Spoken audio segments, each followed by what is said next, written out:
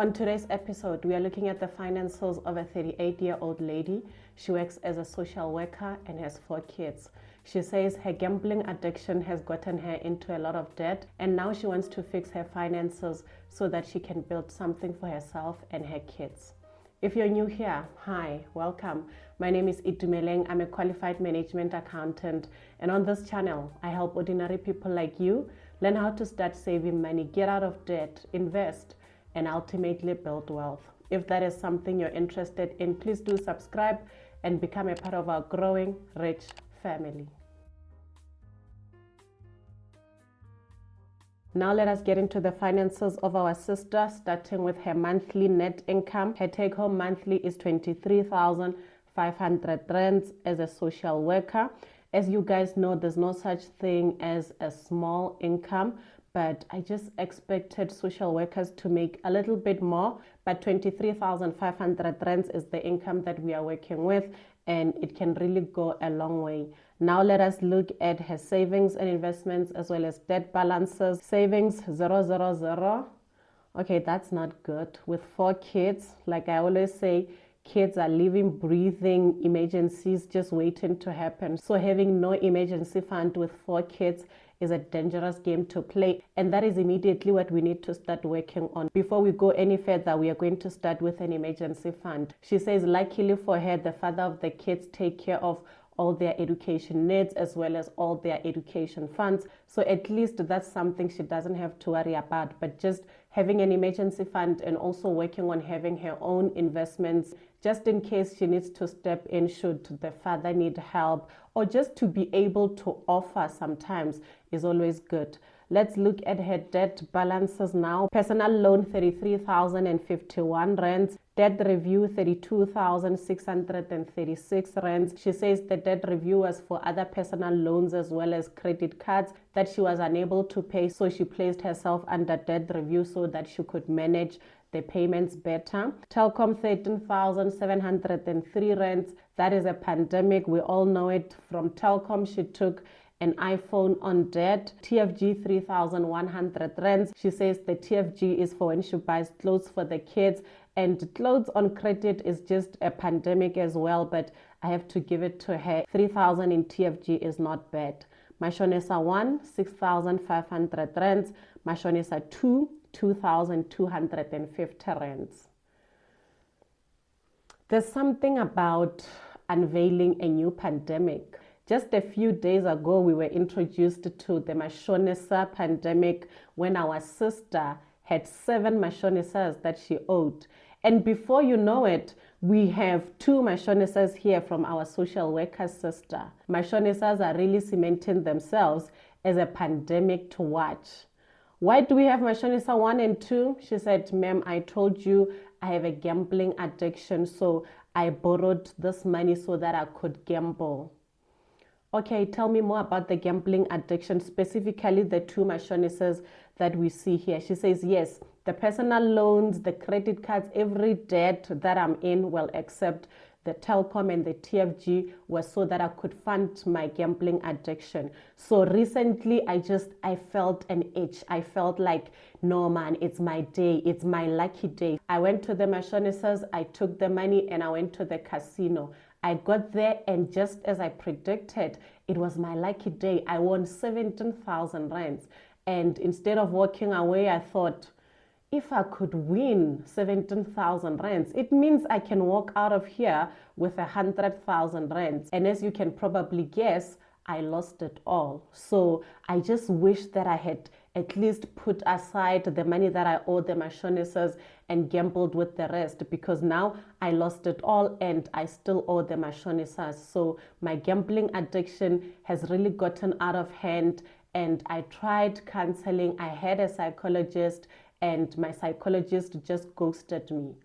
I said, oh, how does a psychologist ghost you? I didn't know they could do that. They can just walk out on a person. She says, yes, but I don't blame her, because every single time we have a session, she would always ask, when was the last time you gambled? And I would say, today, this morning, 2 hours ago. And I think that just discouraged her. And when I tried to reach her, I couldn't reach her. I think she blocked me and she just never reached out ever again. That's hectic. But okay, let's see her monthly expenses. Rent, 3,500 rands. That's a good amount of rent. Electricity, 1,000 rands. Transport, 950 rands. Mom, 500 rands. Wi-Fi, 650 rands. DSTV, 480 rands. Again, DSTV is becoming a pandemic. DSTV is expensive. Funeral cover, 800 rands. She has no life cover and she has 4 kids. Again, that's something that we need to fix immediately. Groceries, 6,000 rands. I know we always disagree when it comes to groceries. A lot of you say groceries are expensive. 6,000 for groceries for a family of 5 is not a lot. I think we're going to continue to fight because 6,000 is a lot of money to spend on groceries when you owe mashonisas. Huh? How can you sit there and eat oxtail or even worse when you owe mashonisa? You should try chicken livers. Even Imana is good for days like this. So I think from groceries we can cut down 1,000 rands. Something again about groceries is if you're willing to cut down on groceries, if you really, really want to cut down groceries, you will. Anyone that has ever cut down on groceries, please back me up because my enemies are many when it comes to groceries. So 1,000 rand on groceries, I think is possible. And she said she thinks it is too, so she's going to try. TFG, 200 rands. Telkom for the pandemic, 1,900 rands. Debt review, 400 rands. Her total debt review amount was about 32,000 rands. And all you're paying is 400 rands.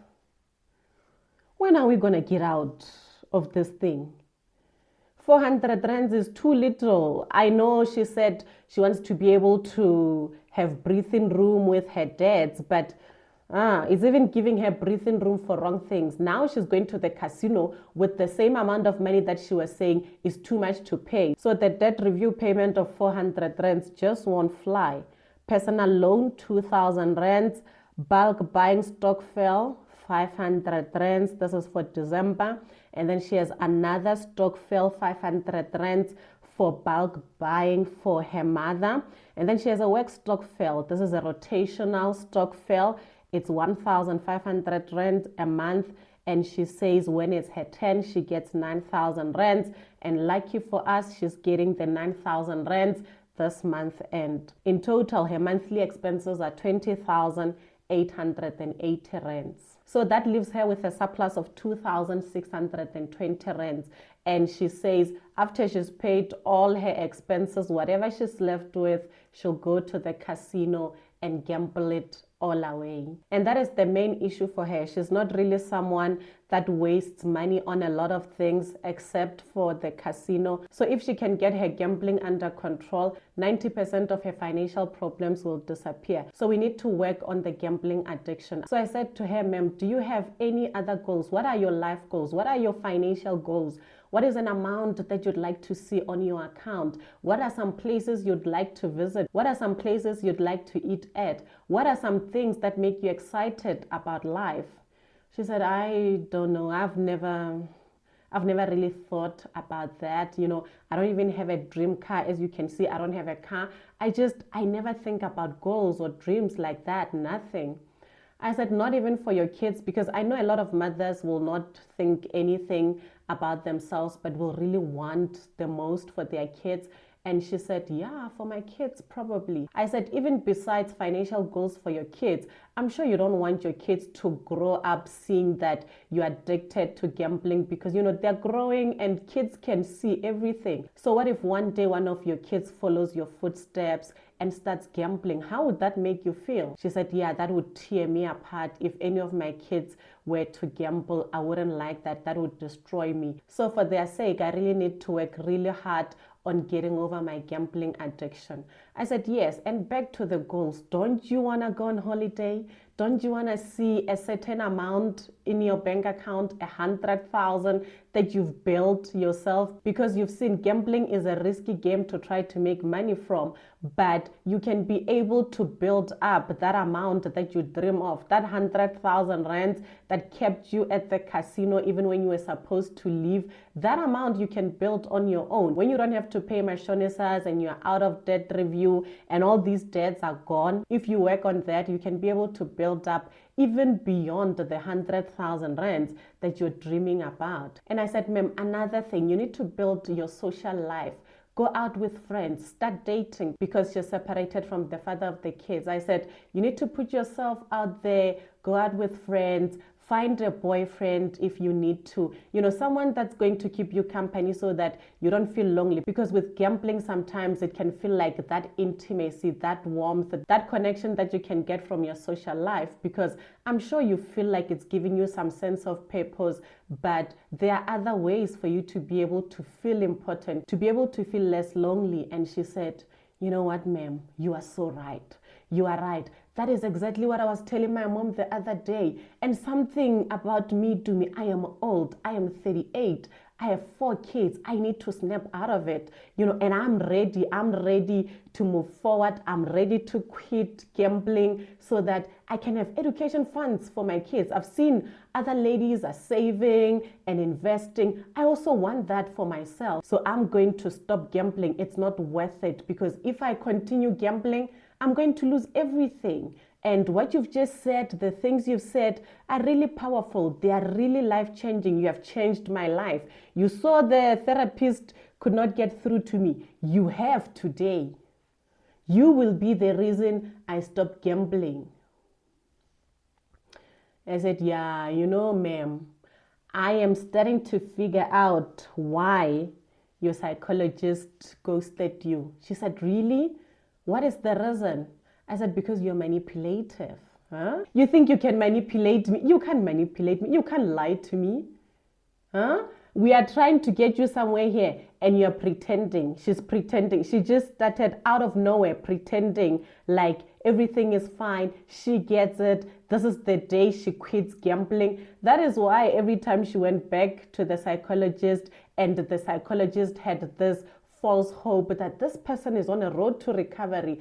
But the psychologist was shocked to hear when she says, no, I gambled an hour ago. After everything she said, I said, ma'am, you are manipulative. I don't know if it's her background in social work. I don't know if it's intentional or not, but you're going to have to stop. If you really want to recover from your gambling addiction, you're going to have to stop with those games. You're going to have to stop acting. If you're still struggling, there's no shame in admitting that, oh, I hear that, I see that, and I'm going to try, but this is where I continue to struggle, So no more of that. This is a serious issue and we need to deal with it with the seriousness that it deserves.